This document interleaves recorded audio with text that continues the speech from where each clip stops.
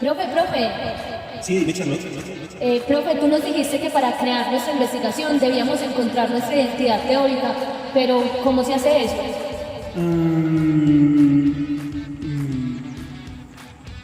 ¿Qué clase de cosa es una identidad teórica? Bienvenidas y bienvenidos. Hoy nos metemos en un campo que, bueno, es fascinante, pero también un poco resbaladizo, la ciencia política. ¿Qué estudia exactamente? ¿Es una ciencia como tal? Tenemos aquí unos apuntes basados en dos textos académicos que nos van a echar una mano. Sí, de Muñoz Patraca y Tuesta Soldevilla, si no recuerdo mal. Eso es. La idea hoy es intentar entender qué es esto de la ciencia política, de dónde sale, por qué parece tan difícil a veces definirla bien y cómo ha ido cambiando. A mí personalmente me llama mucho la atención que algo tan central para entender la sociedad sea tan lioso de delimitar a veces. Vamos a ello. Venga. Pues mira, arranquemos por el meollo de la cuestión, lo que señalan los dos textos de entrada. Parece que no hay una definición única, universal, de ciencia política. Efectivamente. Sus fronteras con otras disciplinas, pues, digamos que son un poco difusas. Sí, eso es muy común en las ciencias sociales, la verdad. Incluso uno de los textos dice que hay gente que se pregunta si es una ciencia política o si deberíamos hablar de varias ciencias políticas, como más especializadas. Pues sí, es un debate clásico. Estudiar la política es complicado. Tuesta Soldevilla apunta que tiene una carga normativa fuerte, ¿sabes? No es solo describir, también está el debería ser. Claro. Pero ojo, que sea difícil de definir no quiere decir que no haya avanzado. Muñoz Patraca da criterios claros. Hay más profesionales, más especialización, redes de académicos. O sea, la disciplina se mueve, aunque la definición perfecta, pues se resiste. Y ahí conecto con algo que dice Muñoz Patraca y que me parece muy interesante. Su carácter multidisciplinar. Totalmente. Que bebe de la filosofía, de la sociología, del derecho, de la historia, hasta de la psicología. Y eso, que podría parecer un lío, igual es una de sus grandes bazas, ¿no? Yo creo que sí. Permite mirar los problemas desde ángulos muy distintos. El texto sugiere que es la propia necesidad de investigar lo que va marcando dónde acaba y dónde empieza, y que esos límites se han ensanchado mucho. Exacto. Hay que quitarse esa idea antigua que criticaba Duverger, según leemos, de que era solo una ciencia de síntesis que cogía un poco de aquí y de allá sin método propio. Ya. Hoy la cosa es distinta. Tiene sus teorías, sus métodos, muchos de ellos empíricos, sistemáticos. De hecho, Tuesta Soldevilla la define bastante bien. La disciplina que busca describir, analizar, interpretar y, sobre todo, explicar con rigor la política. Y por política entendemos. Pues instituciones, organizaciones, cómo se toman las decisiones, el poder, claro. Todo eso. Vale. Si definirla hoy es complicado, a ver si mirando atrás, a sus raíces nos aclaramos un poco. Porque Tuesta Soldevilla dice que como disciplina académica es joven, medio siglo más o menos. Pero las ideas vienen de muy, muy atrás. ¿Quiénes pusieron las primeras piedras? El viaje es largo, sí. Pero podemos señalar algunos nombres clave que menciona el texto. Piensa en Aristóteles, hace más de 2000 años. Aristóteles, claro. Él ya veía la política como la ciencia maestra, ¿sabes? La más importante de las prácticas. Y no solo pensaba en utopías, estudiaba gobiernos reales, cómo funcionaban. Ajá. Aunque siempre desde una perspectiva un poco moralista, buscando el buen gobierno. Ya usaba la observación, aunque mezclada con la ética. Y de ahí damos un salto enorme hasta Maquiavelo, que siempre suena como el que rompió la baraja. Sí, Tuesta Soldevilla lo pone como el fundador de la teoría política moderna. Del realismo político. El realismo, eso es. Su gran jugada fue decir, un momento, que la política tiene sus propias reglas, separarla de la moral, de la religión. Ya. Se centró, y de forma bastante cruda, en cómo se consigue el poder y cómo se mantiene. Punto. Dicen que él descubrió la política en ese sentido, como algo autónomo. Esa idea de separarla de la moral sigue dando que hablar hoy, ¿eh? Y tanto. Después podríamos hablar de gente como Hobbes y Locke. Hobbes era más racionalista. Intentó hacer de la política una ciencia casi como las matemáticas, con definiciones súper estrictas. El del Leviatán, ¿no? Ese mismo. Su idea base. Como todos buscamos poder, acabamos chocando. Así que necesitamos un estado fuerte, el Leviatán, para poner orden. con un pacto social. ¿Y Locke? ¿En qué se diferencia? Porque siempre van un poco juntos. Locke es el padre del liberalismo. El foco lo pone en el individuo, Ah, vale. sus derechos, la libertad, la propiedad. Esos son los fines de la política para él. Por eso defiende un poder limitado, que no se meta demasiado, y dividido, para proteger esos derechos. Fíjate cómo cambia el eje, individuo frente a Estado. Entiendo. Primero separar de la moral, luego el individuo y los límites al poder. ¿Y Montesquieu? Que siempre sale por la división de poderes. Montesquieu es clave por el énfasis en la estructura. Y ojo, en el método. Ajá. En el espíritu de las leyes, analiza cómo las instituciones son fundamentales.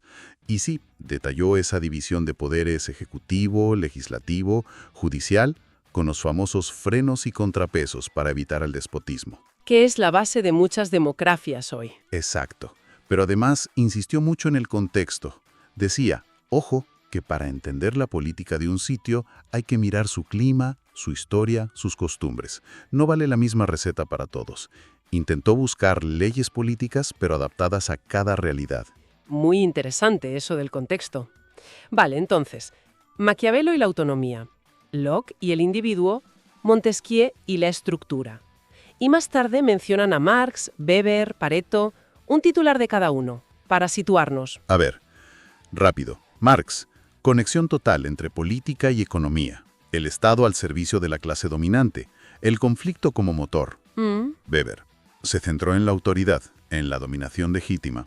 El Estado es quien tiene el monopolio de la fuerza. La política es lucha por el poder. Vale. Y Pareto, la teoría de las élites.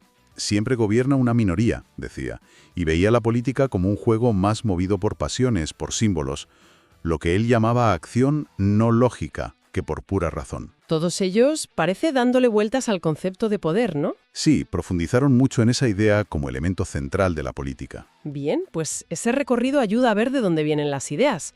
Volvamos ahora a las fronteras, a cómo se distingue la ciencia política de otras disciplinas cercanas. Muñoz Patraca le dedica bastante espacio. Empecemos por la filosofía política, que parece la madre del cordero. Claro, la relación es muy estrecha. La distinción clásica que Muñoz Patraca recoge, citando a Bobbio, es que la filosofía política se pregunta por el deber ser. Ajá. ¿Cuál es el mejor gobierno? ¿Es justo esto o aquello? Exacto. Usa la lógica, la argumentación, valora. La ciencia política, en cambio, intenta centrarse en el ser. En cómo son las cosas, ¿de verdad? Eso. ¿Cómo funcionan? ¿Por qué pasa esto y no lo otro? Busca pruebas, datos empíricos. Pero ojo, no están peleadas. La filosofía sigue siendo fundamental para hacer preguntas, para plantear dilemas, para criticar los métodos. Se necesitan mutuamente. Entendido. ¿Y con el derecho? Ahí parece que sí hubo más roces, ¿no? Según cuenta Muñoz Patraca, sobre todo en Francia, los juristas decían, para estudiar el Estado ya tenemos el derecho constitucional. Sí, hubo tensión. Y es normal, porque muchos politólogos venían del derecho. El vínculo es fuerte. Pero, ¿la diferencia clave cuál sería? Pues, simplificando mucho, el derecho se enfoca en las normas, en la estructura formal, en cómo deberían funcionar las instituciones según la ley. Lo que está escrito. Exacto. Autores como Duguy o Jauriu iban por ahí. La ciencia política, en cambio, se pregunta por qué funcionan como funcionan en la realidad. Ajá. Porque a veces las leyes se cumplen y otras no. ¿Cómo influyen los actores sociales, los intereses? Intenta entender la dinámica real del poder, más allá de la ley escrita. Y usa métodos distintos, claro. Encuestas, análisis de datos, observación. Ya veo. La cita esa de Bourdieu sobre la rigidez de los términos legales frente a la realidad cambiante lo deja bastante claro. Sí, es muy buena cita esa. Vale, ¿y con la economía? La conexión salta a la vista. Muñoz Patraca cita la definición de Samuelson sobre cómo usar recursos escasos. Eso suena súper político. Es que lo es. La línea es finísima, sobre todo si hablamos de políticas públicas. Claro, decidir impuestos, gasto, a quién se ayuda. Exacto. Como dice Muñoz Patraca, citando a Olson, esas decisiones son profundamente políticas. Y al revés también funciona. La estabilidad política, las instituciones, las ideas, todo eso influye un montón en la economía. Ahí está la crítica a Keynes que se menciona. Se centró mucho en la economía, pero quizá olvidó que sus ideas necesitaban instituciones democráticas fuertes para funcionar bien. La ciencia política puede ayudar a ver esa conexión entre poder y economía. Y la historia parece también fundamental, ¿no? Muñoz Patraca dice que da perspectiva, ayuda a entender la cultura política, los valores, los símbolos que una sociedad arrastra. Absolutamente clave. Intentar entender la política de un país sin saber su historia es, vamos, casi imposible. Ya, hay un debate ahí sobre si analizar los textos clásicos es de historiadores o de politólogos, pero lo importante es que la ciencia política necesita esa mirada larga. Y la crítica de Badi Hermet, que también recoge el texto, es crucial. Los primeros intentos de comparar países fallaron porque ignoraron la historia y la cultura. Aplicaban modelos como el de Estado-Nación occidental como si fueran universales y válidos para siempre. Claro, no puedes comparar sin más. Exacto. Hay que entender que los propios conceptos como democracia o Estado tienen su historia y no significan lo mismo en todas partes ni en todo momento. Tiene todo el sentido. Y ya para acabar con las fronteras, las relaciones internacionales. Con esto de la globalización, distinguir entre política interna y externa cada vez es más difícil, ¿no? Pues sí, totalmente. Muñoz Patraca lo señala. Esa línea se difumina cada vez más. La política exterior depende de la interior. Hay actores que van por libre más allá de las fronteras. Empresas, ONGs, organismos internacionales. Exacto. De hecho, ya en los años 40, la UNESCO metía las relaciones internacionales dentro de la ciencia política. Y hoy, con la globalización, la conexión es todavía más fuerte. Usan métodos parecidos, como la comparación, sobre todo en política exterior. Bien, pues mapeadas las fronteras, más o menos. Pero, ¿cómo investiga un politólogo? ¿Qué herramientas usa? Muñoz Patraca habla de los métodos generales de las ciencias sociales. Observar, comparar, encuestas, analizar documentos. Sí, esos son los métodos básicos, digamos. Pero dentro de eso hay dos enfoques que generan mucho debate y mucho avance hoy, según se ve en los textos. Por un lado, las técnicas cuantitativas. Los números, las estadísticas. Eso es, han sido súper útiles para estudiar cosas que se pueden medir bien, como el voto o la opinión pública. Ahí la ciencia política ha avanzado muchísimo, como dice Muñoz Patraca. Pero cuidado. ¿Qué pasa? Que Sartori ya avisó del riesgo, y lo recoge el texto, de obsesionarse con los datos y perder de vista las preguntas importantes. Ah, la precisión irrelevante que decía. Exacto. El peligro de medir por medir, sin saber muy bien qué o para qué. Que los datos se coman a la teoría, decía. Entiendo. ¿Y el otro enfoque importante? El método comparativo. Como no podemos hacer experimentos en laboratorio con países... Claro. No podemos tener dos Españas idénticas y cambiarles solo una cosa. Exacto. Pues comparar casos es fundamental. Te permite probar hipótesis, ver qué factores influyen en que haya democracia o no, en la estabilidad. Es clave para entender patrones más generales. Pero también tendrá sus pegas, ¿no? Sí, claro. Sartori también alertó sobre el peligro de comparar peras con manzanas, lo que llamó estiramiento conceptual. Comparar cosas que en realidad no son tan parecidas. Ya. Y las críticas de Badi Hermet que comentábamos antes van por ahí. Comparar sin entender bien la historia y la cultura de cada sitio te lleva a conclusiones erróneas. Hay que comparar, pero con mucho cuidado y mucho conocimiento del contexto. Qué interesante ese equilibrio entre buscar patrones y respetar lo único de cada caso. Y esto me lleva a otra gran pregunta que plantea Muñoz Patraca. ¿Cuál es el objeto de estudio principal de la ciencia política? ¿El poder, así en general, o más concretamente el Estado? Ese es otro debate clásico. Hay como dos grandes enfoques. La idea de que es la ciencia del poder es muy fuerte, sobre todo en el mundo anglosajón, con Weber como gran referente. Se fija en la lucha por conseguir poder, mantenerlo, usarlo. Eso es. Y también en cómo la gente se resiste a él, en cualquier ámbito social. Aquí encaja muy bien la definición famosa de David Easton, la política como la asignación autoritativa de valores. ¿Qué quiere decir eso exactamente? Pues, ¿quién decide qué es importante en una sociedad? ¿Qué se reparte y cómo? Recursos, derechos, estatus. Y consigue que esas decisiones se acepten como legítimas, como válidas. Vale. Y Bourdieu añade algo interesante que menciona Muñoz Patraca. No es solo el poder en sí, sino también el universo político. O sea, el conjunto de ideas, creencias, valores que sostienen ese poder. Entendido. ¿Y la otra visión? La del Estado. Esa tiene más tradición en Europa. El argumento es que el Estado es la forma más organizada y característica del poder político en la era moderna. Es una institución concreta, que se puede estudiar históricamente. ¿El poder se manifiesta sobre todo en el Estado? Claro, es donde alcanza su forma más compleja e institucionalizada. Estudiar el Estado, sus leyes, sus organismos, sigue siendo fundamental, aunque a veces se le critica por ser una visión muy centrada en Occidente o en lo formal. Ya veo. Pero vamos, que no se puede entender la política de hoy sin analizar el Estado. En el fondo quizá no son excluyentes, ¿eh? Son como dos maneras de enfocar la misma realidad compleja. Tiene sentido. Parece que la disciplina ha hecho un viaje larguísimo. Tuesta Soldevilla describe una evolución con muchas etapas, de la filosofía más normativa a enfocos más basados en datos, el estudio de instituciones, luego el foco en cómo se comporta la gente de verdad, el conductismo, Sí, el conductismo fue una revolución en su momento. luego las teorías de sistemas, la influencia de la economía con la teoría de la elección racional, hasta cosas más recientes como el neoinstitucionalismo o el feminismo. Exacto. Ha habido como olas teóricas y metodológicas.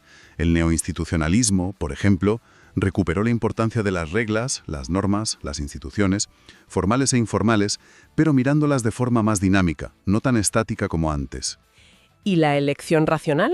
Esa intentó explicar la política como si fuera economía, individuos que toman decisiones buscando maximizar su propio beneficio. Tuvo mucho impacto, aunque también muchas críticas. Me imagino. ¿Y el feminismo qué aporta? Pues ha sido crucial para algo fundamental, mostrar cómo el poder no es neutro, cómo opera de forma distinta según el género, y para poner sobre la mesa temas que antes simplemente se ignoraban. Ha enriquecido muchísimo el análisis. Y todo esto mientras la ciencia política se iba haciendo un hueco en las universidades, ¿no?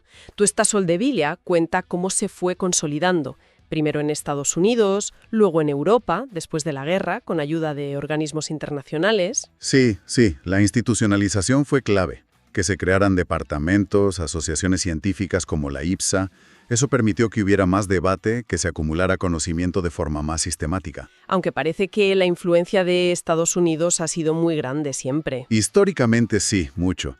Hoffman lo llamó la ciencia americana. Pero hoy, aunque sigue siendo importante, el diálogo es mucho más global. Hay más intercambio. Tuesta Soldevilla menciona las áreas típicas de especialización: teoría política, metodología, política nacional, que será distinta en cada país, claro, relaciones internacionales y política comparada. Eso es. Y dentro de la comparada, pues se estudian temas súper relevantes hoy. Cómo funcionan las democracias nuevas, los regímenes autoritarios, por qué la gente vota lo que vota, cultura política, qué impacto tienen las instituciones. Y para traerle un ejemplo más cercano, Muñoz Patraca comentaba cómo, en México, el propio cambio político que hubo allí hizo que creciera mucho la ciencia política. Claro. Con estudios sobre la presidencia, los partidos, las elecciones, se ve cómo la disciplina está pegada a lo que pasa en la sociedad. Exacto.